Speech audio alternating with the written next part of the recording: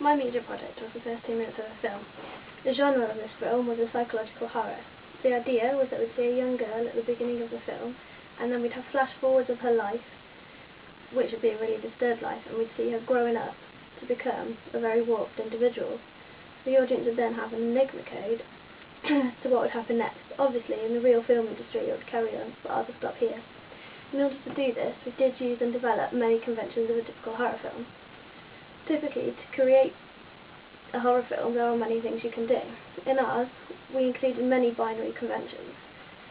If you see here, the first mise-en-scène, we've got a young girl on the swing, and in the last one, we've got a slightly older girl on exactly the same swing, in exactly the same setting. We've got exactly the same props at the park, and no one else there.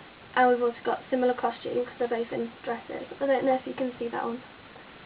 And they're both in similar positions, and we've seen them both from a long shot. So we can see that because the mise-en-scène is very similar, it highlights the binary positions.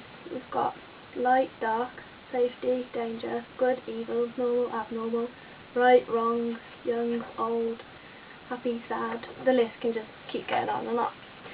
Binary oppositions are here so that the audience will identify with one type rather than the other. Hopefully most of our audience would identify with this one. This means that already we will know that the second girl is a baddie, which brings us quite nicely to another form of convention from the horror genre that we've used.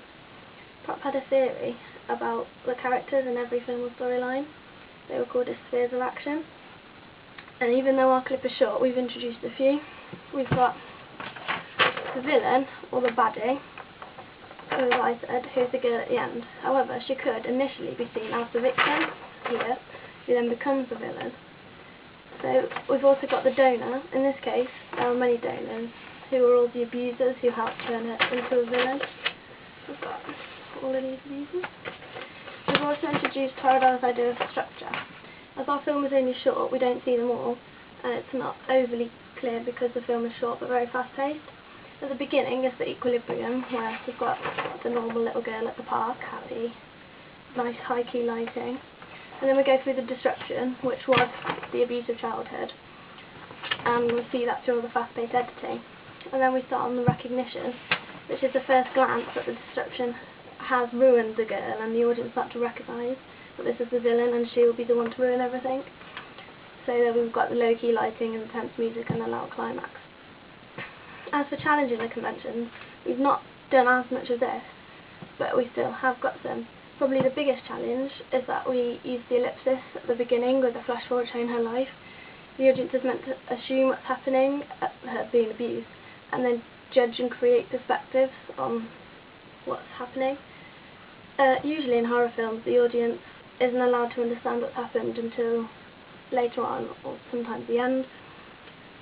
Usually horror films are much slower as well, unless there's like a chase scene, and then there's also lots of reaction shots or over-the-shoulder shots, whereas our clip tended to focus more on long shots, like here and here, and you have point-of-view shots through, because the story is being told through the little girl's eyes. It's also meant that it was at eye level, because we were seeing through her eyes. Again, this doesn't usually happen in horror films, because usually we find out later it was meant to have happened. Right at the end, it does go more into horror film conventions again, because we no longer see through the girl's eyes, the audience no longer knows what's going on. And then there's the typical haunting horror music, the low-key lighting, all shown in long shot.